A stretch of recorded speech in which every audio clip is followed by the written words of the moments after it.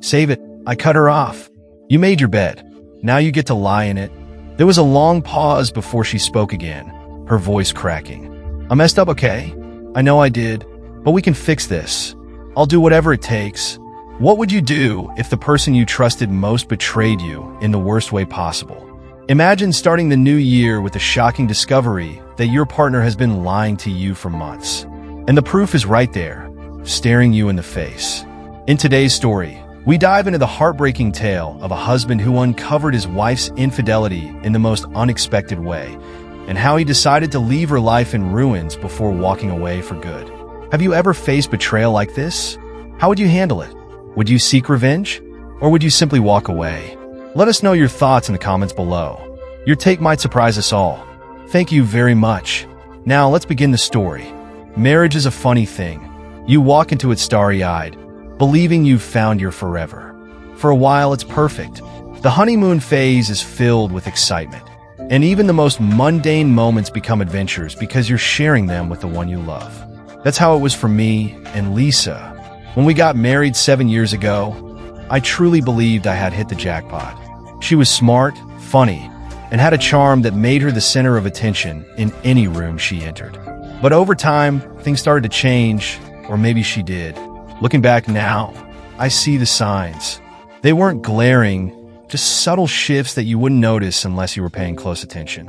A late night here, a missed dinner there. She'd brush it off, telling me it was work stress or that she just needed time to herself. I believed her because that's what trust is, right? It's believing the person you love when they tell you something. I didn't know that trust was something she would eventually turn into a weapon. This past New Year's Eve was supposed to be like any other.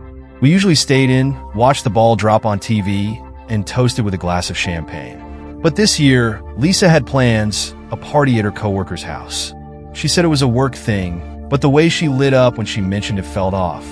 I didn't want to be the insecure husband, so I told her to go have fun. I'll stay home and watch the game, I said with a smile. But inside, something gnawed at me. She left at 8, dressed to the nines in a shimmery dress that hugged her figure in ways I hadn't seen in years. She looked beautiful, but she didn't dress like that for me anymore. Don't wait up, she said, her playful grin only making the sting worse. I tried to distract myself. The football game blurred into the background as my mind wandered. Who was she with? Was she really at her coworker's party? Around midnight, I heard the distant pop of fireworks outside. Happy New Year, I thought bitterly, sitting alone in our quiet living room. The night dragged on, and it was nearly 4 in the morning when I heard the front door creak open. Lisa stumbled in, reeking of alcohol, her heels dangling from her fingers. I stayed on the couch, pretending to scroll through my phone, though my heart raced in my chest. She didn't even notice me at first, staggering toward the kitchen to get some water. When she turned back toward the hallway, that's when I saw it. The unmistakable mark on her neck. A Hickey, red, angry, and undeniable. My stomach dropped. The air seemed to vanish from the room as I stared at her, trying to make sense of what I was seeing. I wanted to believe it wasn't what it looked like. Maybe I was imagining things. But the more I looked, the more certain I became. That mark wasn't mine. Rough night? I asked, my voice slicing through the silence like a blade. She froze, turning to face me with wide, guilty eyes. Oh, you're still up? She slurred, trying to sound casual. She took a step toward me, but I held up a hand. What's that on your neck? I asked, keeping my tone as even as I could manage. My chest burned with the effort to stay calm. She touched the spot instinctively, her eyes darting to the side. Oh, this? She laughed nervously. It's nothing. One of the girls at the party got handsy, being silly. You know how drunk people are? Her lie was so pathetic that it made my blood boil. I wanted to shout, to demand the truth, but something inside me snapped. I realized I didn't care about her excuses anymore. She had crossed the line, and there was no going back. I didn't say another word. I simply stood up and walked past her to our bedroom. The smell of her perfume and alcohol lingered in the air like a bad omen. Lying in bed that night, I made my decision. This wasn't a marriage anymore. It was a farce, and I wasn't going to be a part of it. By the time the sun rose, I had a plan. I spent the following days lost in my thoughts, replaying that night over and over. Her drunken stumble, the pathetic excuse, and the red mark on her neck. It was seared into my mind, a scar that I couldn't erase. The next day, Lisa tried to act normal, chirping about her New Year's resolutions as if nothing had happened. She even had the nerve to make breakfast, humming along to the radio like the dutiful wife she used to be. I played along, of course. I smiled when I needed to, nodded at the right moments, and kept my voice calm. But inside, I was cold, detached, and resolute. The marriage I had fought so hard to preserve for years was already dead. What remained was the cleanup, and I intended to do it right. The first step was leaving, but not in some dramatic huff. I wasn't going to be the guy who stormed out, leaving her to spin the narrative in her favor. No, I would disappear, leaving her to stew in the mess she had created. But to do that, I had to prepare. On Monday morning, while Lisa was at work, I started taking inventory. I pulled out a legal pad and wrote down everything I needed to do before leaving. Bank accounts, personal documents, my clothes, and a place to stay. Every detail had to be accounted for. Over the years, I'd learned to keep a mental map of our finances. Luckily, most of the big-ticket items like the house and the cars were in my name or co-signed. She didn't have access to everything, but the things she did would be gone by the time I left. The first thing I did was open a new bank account in my name only. I transferred most of the funds from our joint account into it, leaving just enough to keep her from noticing right away. Then, I froze our credit cards, citing suspicious activity. The thought of her swiping her card only to be met with a decline made me smile. Next, I gathered my personal documents, birth certificate, passport, social security card, and locked them in my briefcase. I didn't want her to find anything once she realized I was gone. I found a storage unit across town and paid for 6 months in advance. Over the next few days, I discreetly moved my belongings into it while Lisa was at work or out with her friends. I even took some old items I didn't need, boxes of childhood junk, a broken lamp, just to make it seem like I wasn't taking anything significant. By the time I was done, half my life was tucked away in a 10 by 10 storage space, ready for me to reclaim once the dust settled. Lisa barely noticed my actions. She was too busy being her usual self, texting her friends, staying late at work, scrolling through Instagram like a teenager. But I noticed everything about her. The way she avoided eye contact when she thought I wasn't looking. The sudden increase in her phone activity late at night. The way she'd check her reflection in the mirror before leaving the house. I knew what she was doing, even if she didn't have the decency to admit it. One night, while she showered, I unlocked her phone. She'd been careless, leaving it on the counter without her usual passcode. My heart raced as I scrolled through her texts and found exactly what I had expected and feared. Flirty messages with a coworker named Matt, complete with winking emojis and inside jokes that made my stomach churn. The Hickey wasn't a mistake, it was proof. She had been lying to my face, and now I had the evidence to prove it. But leaving wasn't enough. I didn't want her to move on easily, to sweep this under the rug and carry on with her shiny new life. She needed to face the consequences of her actions. That's when the idea for my revenge plan began to take shape. The first step was gathering more evidence. I took screenshots of her messages and sent them to my email for safekeeping. I scoured her social media, looking for photos or comments that hinted at her infidelity. It wasn't hard to find. A few suspiciously cropped photos and tag locations confirmed she had been spending more time with Matt than she had let on. I saved everything, dates, times, even conversations where she talked about me like I was some clueless idiot holding her back. Next, I drafted an email to a select group of people, her closest friends, her parents, and even a couple of mutual friends who had always seemed a little too eager to defend her. I didn't send it right away, but it felt good to have it ready. It was a detailed account of her lies and betrayal, complete with screenshots. It was cruel, maybe, but fair. She deserved the world to know who she really was. By the end of the week, my escape was almost complete. I found a temporary apartment on the other side of town, a modest one-bedroom, just enough for me to get by. I paid the deposit in cash, signed the lease, and kept the keys hidden in my car. The last piece of the puzzle was my departure. I didn't want a scene. I didn't want her to have the satisfaction of trying to beg me to stay. I wanted her to wake up one day and realize I was gone, just like she had slowly disappeared from our marriage. On a crisp Saturday morning, I packed the last of my things into the trunk of my car. The house was quiet. Lisa was still asleep upstairs, oblivious to what was happening. I left a single note on the kitchen counter, short and to the point. "Lisa, you know what you did. Don't try to contact me. It's over." I walked out the door, leaving behind the life we had built together. As I drove away, I felt a strange mix of emotions: anger, relief, and a quiet sense of finality. There was no turning back now. Sadness, relief, but above all, I felt free. This wasn't the end of the story. It was just the beginning. Driving away from the house felt surreal, as if I were leaving behind more than just a physical home. I was abandoning a life I had spent years building. The neighborhood appeared peaceful in the early morning light, but to me, it had become a battlefield of shattered trust. The quiet streets, the white picket fences, the front yards adorned with holiday decorations. They all seemed fake now, hiding the chaos beneath. I didn't look back as I drove off. I couldn't. If I did, I might hesitate, and hesitation was the last thing I could afford. My plan was in motion, and there was no room for second-guessing. The first stop was the storage unit. I unloaded the last of my belongings. 2 suitcases, a duffel bag, and a box of sentimental items I couldn't bring myself to leave behind. It wasn't much, but it was enough to remind me of who I had been before Lisa, and who I needed to become again. As I locked the unit and pocketed the key, a wave of clarity washed over me. This was the clean break I needed. From there, I headed to my new apartment. It wasn't anything special, just a modest 1-bedroom on the outskirts of town with beige walls, outdated carpeting, and a faint smell of fresh paint. But it was mine, and it represented something Lisa had stolen from me long ago: control over my own life.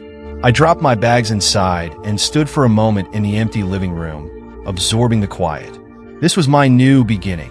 By mid-afternoon, I was ready to sever the final ties. I turned off my phone and swapped the SIM card for a new number. The old number was hers to try calling, texting, or begging on. It wouldn't matter. I wouldn't see it. I also logged out of every shared account, from Netflix to our joint grocery app, and changed all my passwords. Each step gave me a strange sense of satisfaction, as if I were erasing the remnants of her influence from my life. The final piece was the bank. I logged into our joint account and transferred the last remaining funds into my private account. I left just enough to cover a month of bills, ensuring she wouldn't immediately panic, but not enough to coast through the fallout. Then, I closed my connection to the account entirely. When she logged in, she'd see the empty balance and know I was gone for good. That night, as I sat on the bare mattress in my new apartment, I allowed myself to think about Lisa for the first time since I walked out. Not about the betrayal or the lies, but about the person she used to be. The woman I had fallen in love with wasn't the one who had stumbled home drunk with another man's mark on her neck. That woman was long gone, replaced by someone I barely recognized. I thought about confronting her, demanding answers, shouting until I felt better. But deep down, I knew it wouldn't change anything. Whatever her reasons were, boredom, resentment, or just plain selfishness, they didn't matter anymore.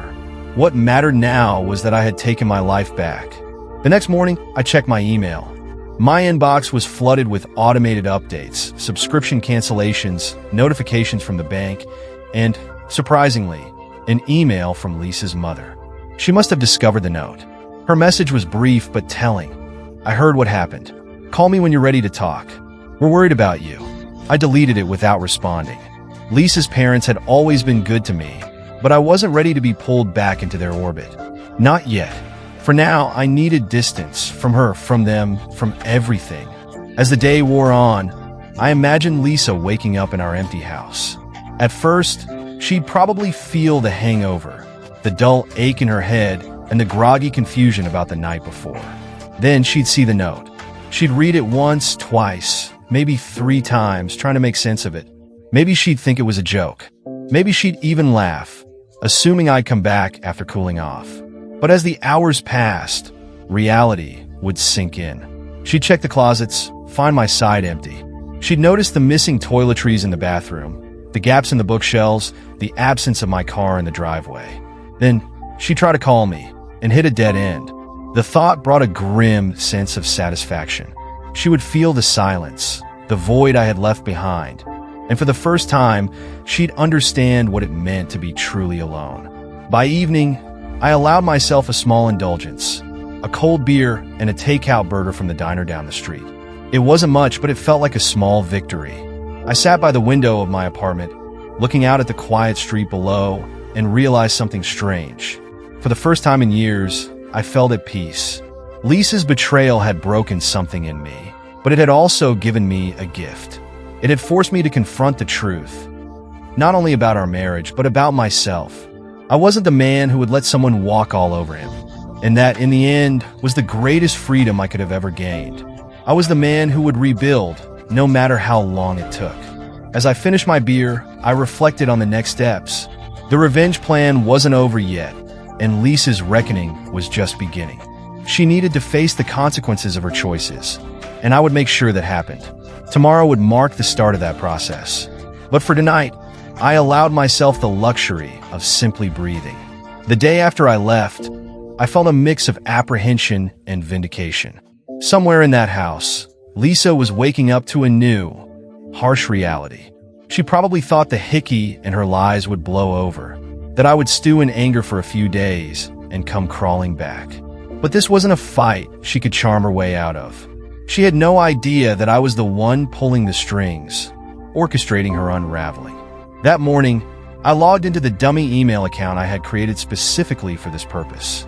It was time to send the message I had been carefully crafting for days. The subject line was simple: the truth about Lisa.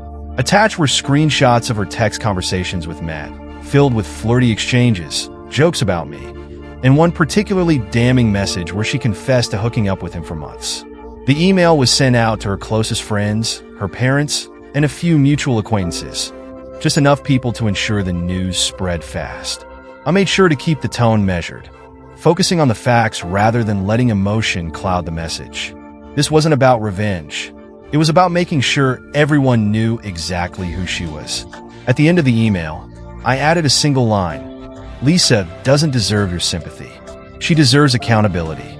I closed the laptop with a sense of grim satisfaction. It was no longer in my hands. The truth would do its work.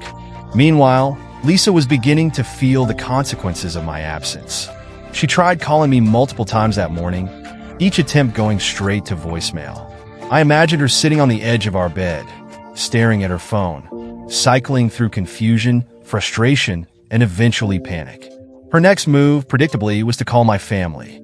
My sister texted me shortly after: "Lisa's looking for you. Wants to talk. Told her I don't know where you are. Hope you're okay. Call me when you can."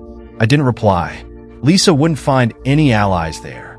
My family had always seen through her charming facade, but they had kept their opinions to themselves out of respect for me.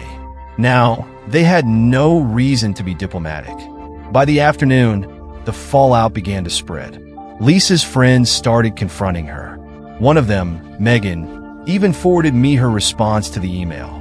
It was a half-hearted attempt to downplay the situation. "This is ridiculous. Matt and I are just friends." Those texts were taken out of context. Whoever sent "this is trying to ruin my life." The audacity made me laugh. Lisa was trying to spin her way out of it, but the evidence was irrefutable. Screenshots didn't lie, and neither did the Hickey on her neck. As the days went by, the cracks in Lisa's life began to show. She stopped posting on social media, where she had once curated an image of a perfect life, a happy wife, a thriving career, a sparkling social circle. Her absence was deafening, and people started to notice. Megan told me she had stopped showing up for their weekly Pilates class and even called in sick to work. The silence from Lisa was telling, but it didn't matter. The plan was working. Her carefully constructed life was crumbling, and I had to do nothing but sit back and watch. Then, on the third day, I received a call from an unknown number. Against my better judgment, I answered. "Hey, it's me." Lisa's voice came through, shaky and uncertain. I didn't say anything. "Please, can we just talk?" she begged. "I need to explain." The anger I had been suppressing for days bubbled up, but I kept my tone steady. "Explain what, Lisa? The texts? The lies? The Hickey?" She hesitated. It's not what you think. Save it. I cut her off. You made your bed. Now you get to lie in it. There was a long pause before she spoke again, her voice cracking. I messed up, okay? I know I did, but we can fix this. I'll do whatever it takes. The sheer nerve of her made my blood boil. Fix what, Lisa? The marriage you shattered? The trust you destroyed? This isn't something you can apologize for. I didn't mean for any of this to happen, she whispered. It was a mistake. Mistakes happen once. You made choices, I said coldly. And now you get to deal with the consequences. I hung up before she could respond. Talking to her had been a mistake, but it also solidified my resolve. Lisa wasn't sorry for what she had done. She was only sorry she got caught. There was no fixing this. The next phase of my plan was already set in motion. I had reached out to Matt's wife. Yes, he was married. To 2 women, in fact. And I shared everything I had uncovered. She deserved to know the truth just as much as I had. Her response was immediate, furious, but determined. She promised to confront Matt and make sure he felt the full weight of his actions. Knowing that Lisa would soon face the consequences at work only added to my sense of satisfaction. She and Matt worked in the same department, and their affair had already sparked enough whispers to raise eyebrows. With the evidence now out in the open, it was only a matter of time before HR got involved. Lisa's life, once so pristine and enviable, was crumbling thread by thread, and I didn't feel a shred of guilt. By the end of the week, I had accomplished everything I had set out to do. Lisa's reputation was in tatters. Her social circle had abandoned her, and her career was hanging by a thread. The fallout was not just personal, it was professional and financial as well. She had built her life on lies, and now the foundation was collapsing. I didn't take any pleasure in her misery, but I didn't pity her either. This was justice, not petty vengeance, but a reckoning. She had betrayed me, and now she was paying the price. For the first time in years, I felt like I had the upper hand. But there was still one final chapter to write, and it would be the most satisfying of all. The days turned into weeks, and Lisa's life continued to unravel. The emails had done their job. Friends I once thought would blindly support her began to distance themselves. Mutual acquaintances reached out to me, offering their sympathies and, in some cases, their anger at being deceived by her carefully curated facade. The fallout wasn't just social, it was professional as well. I learned through a former co-worker of Lisa's that her affair with Matt had become office gossip.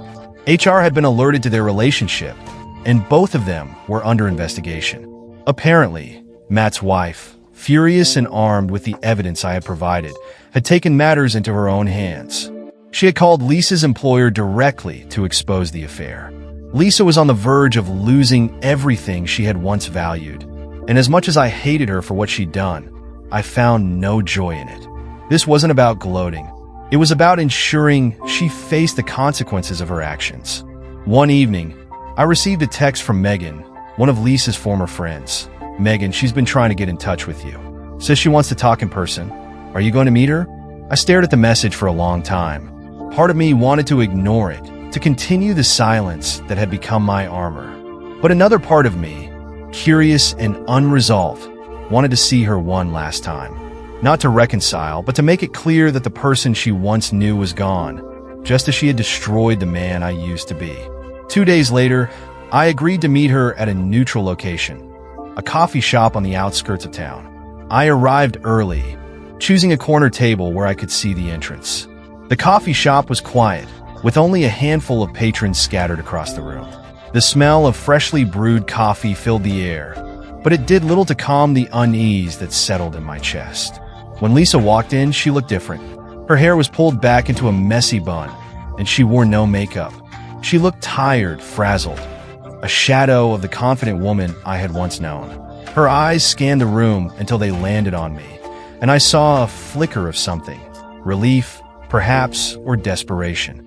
She approached cautiously, as if afraid I might bolt. "Hi," she said softly, sliding into the seat across from me.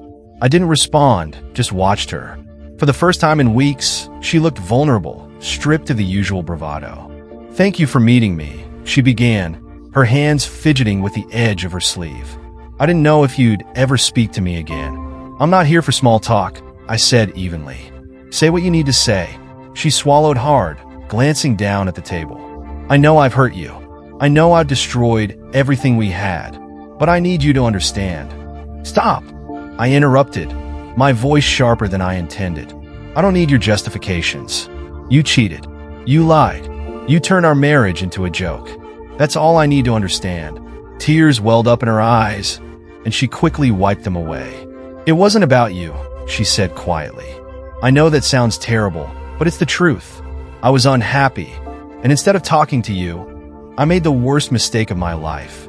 I leaned back in my chair, studying her.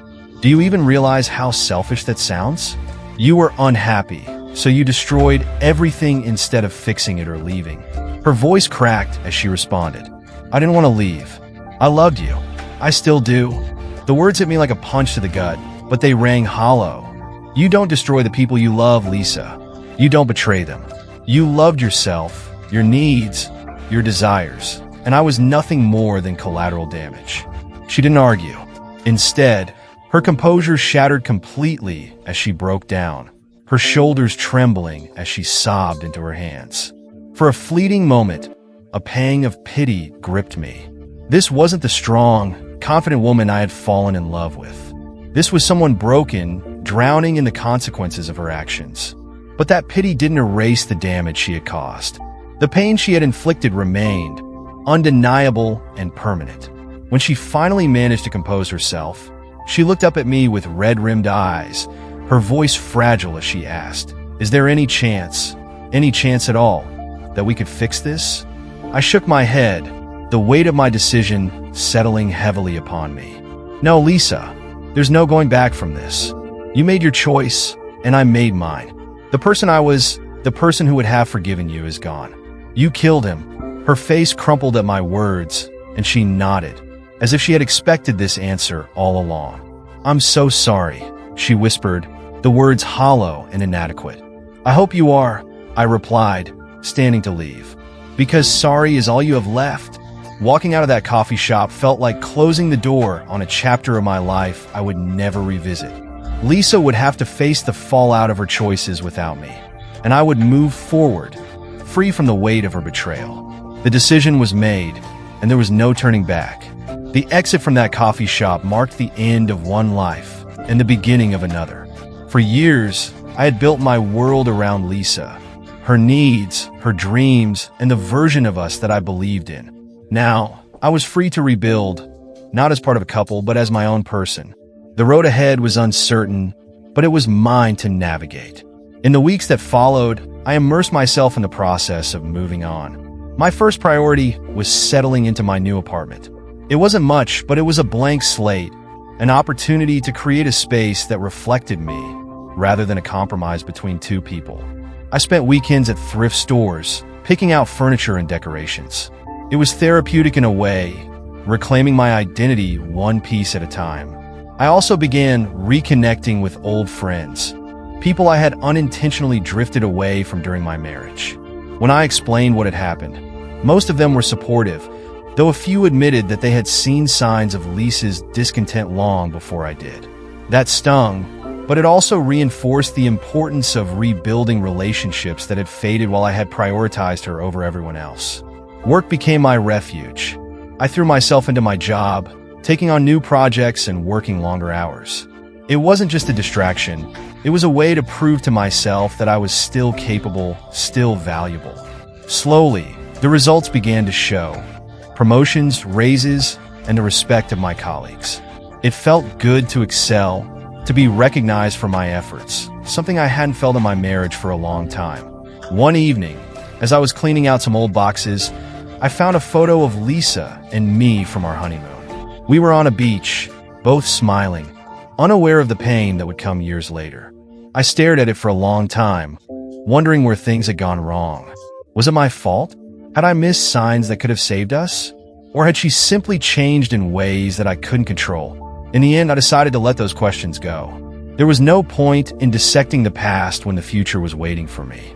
Lisa, on the other hand, was still trapped in the fallout. Mutual friends occasionally sent me updates, though I didn't ask for them. She had been fired from her job after the HR investigation confirmed her affair with Matt. The last I heard, she was staying with her parents, trying to piece her life back together. At first, I felt satisfaction hearing about her struggles. After all, she had brought it on herself. But over time, that anger faded, replaced by indifference. Lisa was no longer my problem, and holding on to resentment would only anchor me to the past.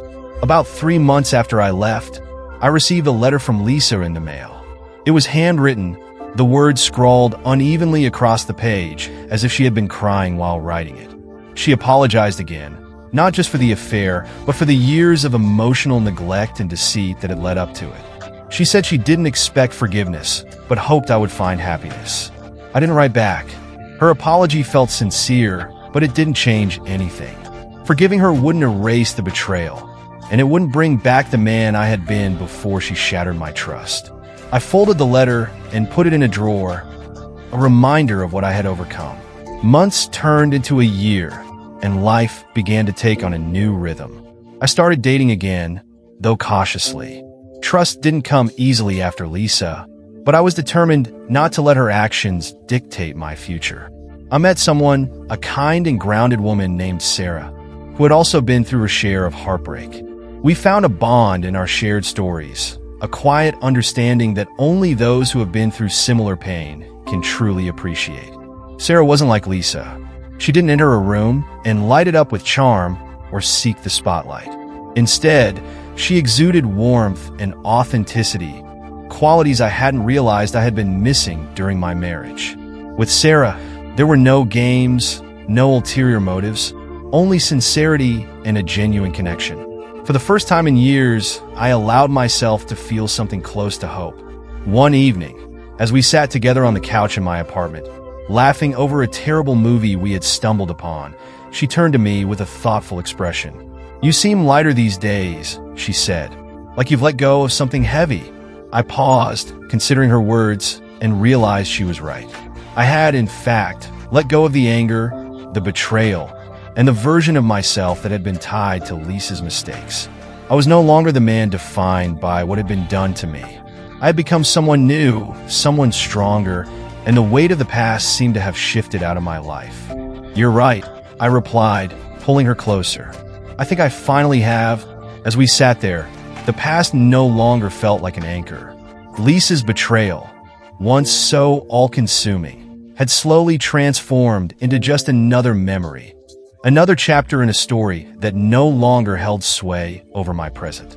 The life I had lost was gone, yes, but the one I was building was richer and more fulfilling than I had ever imagined.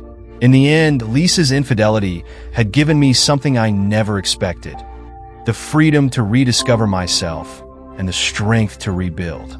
And for that, I was grateful. Thank you for staying with me till the end. If you enjoyed the story, don't forget to hit the like button. It only takes a second, but it means the world to us. Make sure to subscribe to the channel so you won't miss our upcoming videos, and hit the notification bell to be among the first to see them. See you in the next video.